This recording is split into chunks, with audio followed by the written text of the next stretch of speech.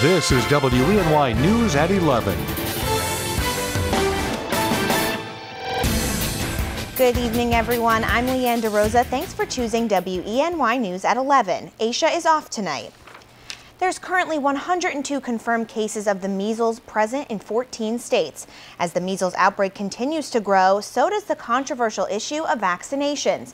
Today, WENY's Samantha Potter looked into the science and religious side of the vaccination debate.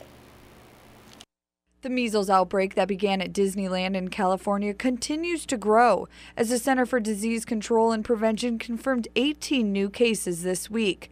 This outbreak has stirred controversy amongst parents who choose not to vaccinate their children.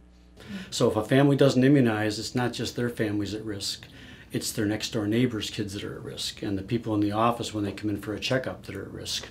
Dr. Terwilliger says unvaccinated children have a 90% chance of getting the measles if exposed to the virus.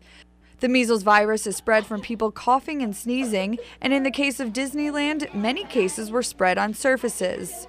Between my partners and myself, we have 250 man-years of pediatric practice, and not one of us has ever had a child injured by a measles, mumps, rubella vaccine, or for that matter, by a DPT vaccine. New York State health law says that all students entering school must be vaccinated by the first 2 weeks of school. But parents who say it's against their religious beliefs are exempt from that law. There are actually denominations out there and groups out there who say very clearly, you are not allowed to get blood transfusions, you are not allowed to get inoculations. Pastor Spencer says there are some people who believe so much in God's healing and think vaccinations are a form of government control that they don't want their child vaccinated. Others believe the vaccine themselves are harmful or unnecessary in some cases. If a family decides they don't want their children inoculated and they believe so much in healing that that's the basis they're going to go on, well, I believe in healing, absolutely. And so if that's where they want to stand, I'll stand with them. Children should be vaccinated at 12 months and then get a booster at age 5. If you weren't vaccinated as a child, Guthrie says it's not dangerous or too late to be vaccinated as an adult. Samantha Potter, WENY News. Hillary Clinton also weighed in on the vaccination debate in a tweet Monday night.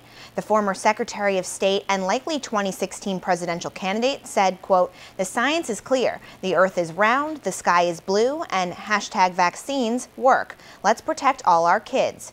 Clinton wrapped up her tweet with a humorous hashtag, "Grandmothers know best." Vaccinations and whether people have a right to refuse them have become a hot topic of conversation lately. And Clinton's tweet may be aimed at Republican presidential hopefuls Chris Christie and Rand Paul, who have recently questioned whether vaccines should be required and whether they are tied to mental disorders. Well, interesting night so far across the Twin Tiers as far as temperatures go. Over the last couple of hours, we've been clear across a good portion of the viewing area, and we've seen a wide range in temperatures. Some of the valley locations actually slipping a couple degrees below zero, while some of the higher elevation sites stuck in the teens. But now as the clouds thicken from west to east, temperatures start to get bumped up area-wide, and some flurries trying to break out over Steuben County, but the steadier snow still off towards the west, and this is what's going to come through late overnight tonight. We'll be looking at up to an inch of accumulation by daybreak. 25 was our high today, early this morning, starting out at 10 below zero, 7:17 for the sunrise and 5:20 for the sunset. Right now at the airport, well, just last hour we were 1 below, and now we've risen up to 5 above with increasing clouds. The wind still calm and barometric pressure holding steady. 2 in Corning, put 19 in Penn Yan, 14 in Dansville, Ithaca at 10, and 12 right now in Towanda. We're 12 in Erin and 18 in Lakemont. So temperatures continue to rise here through the overnight period, up through the teens with light snow likely. And for tomorrow, occasional snow showers. 34 our 5-degree guarantee, so a little bit warmer than today, but sharply colder as we go through the day on Thursday. The rest of my forecast coming up in just a few minutes. Thanks, Joe. Well, an Athens man is behind bars after allegedly raping a child. 23-year-old Jason White was arrested Sunday in Sayre. White is charged with rape of a child, indecent assault of a person less than 13, and a slew of other charges. He was arraigned and sent to the Bradford County Jail in lieu of $50,000 bail. White is scheduled to be back in court on February 10th. 4 people from Elmira were arrested in Sayre for drug possession. According to Sayre police, 28-year-old Timothy Beloma, 34-year-old Christopher Coyle, 30-year-old Jeremy Robertson, and 24-year-old Tamara Mosher were arrested after police found drugs during a traffic stop. Police say bath salts, hypodermic needles, marijuana, cash, and other drug paraphernalia were in the vehicle. All 4 were charged with possession with intent to manufacture, misdemeanor counts of possession of a controlled or counterfeit substance, and many other charges. 3 were arraigned and sent to Bradford County Jail. Mosher had a reaction to a drug she ingested and was hospitalized. She will be arraigned at a later date. If you're going to the store to buy herbal supplements, you may want to rethink where you buy them from. New York Attorney General Eric Schneiderman says numerous store brand supplements aren't what their labels claim to be. Cease and desist letters were sent to Walmart, Walgreens, Target, and GNC. DNA testing by the Attorney General's offices showed that only 21% of the test results verified DNA from the plants listed on the product labels. The mislabeled supplements include echinacea and ginseng, among others. Elizabeth Russell is an herbalist at Cloud9 Wellness in Corning and says mislabeling herbal supplements can be fatal. If things are not labeled correctly, those of us who do read the labels in order to maintain our own health and be as well versed in what we are doing, we need to know that what the labeling has is correct. Otherwise, it could be a potentially life-threatening situation. Walmart said it would reach out to the suppliers of its supplements, and Walgreens says it's removing the products from its shelves nationwide. Earlier today, a 4-legged member of the Chemung County Sheriff's Office showed off a new tool to help take a bite out of crime. 4-year-old German Shepherd Iger sported a new vest to help protect him from bullets and knives. The vest was donated by a nonprofit organization named Vested Interest in Canines. Iger is trained in tracking down people and sniffing for drugs on patrol. His partner and handler, Deputy Dave Paget, says he's happy they're now both protected. We have protection.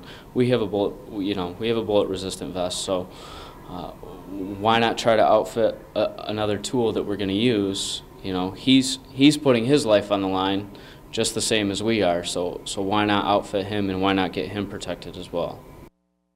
Iger has been on the job for 3 years so far. Each protective canine vest can roughly cost between $500 and $1,500. The start of the Cal Harris murder trial is in sight. According to our media partner, the Star-Gazette, jury selection was expected to wrap up today in Schoharie County Court. 12 jurors and 5 alternates have been picked so far. 1 more alternate was expected to be picked today. Opening statements in the case are slated to begin tomorrow. The entire trial is expected to last between 6 and 8 weeks. New York's Assembly has a new leader. Members elected Bronx Assemblyman Carl Hastie. As its speaker today, Hastie becomes the first African-American to lead the chamber. He succeeds Sheldon Silver, who held the post for 21 years. Silver resigned Monday in the face of federal corruption charges. Hastie is 47 years old and a former budget analyst in the New York City Comptroller's Office. He's served in the Assembly since he was elected in 2000. New York State education leaders are pushing for a $2 billion increase in school aid that was previously proposed by the Board of Regents.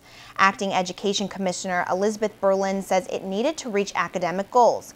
Lawmakers are grilling her and other state education officials on topics such as state school aid, pre-kindergarten, and student testing. Districts across the state are still waiting for the announcement on how much of the $1.1 billion in education spending each will get that Governor Andrew Cuomo proposed.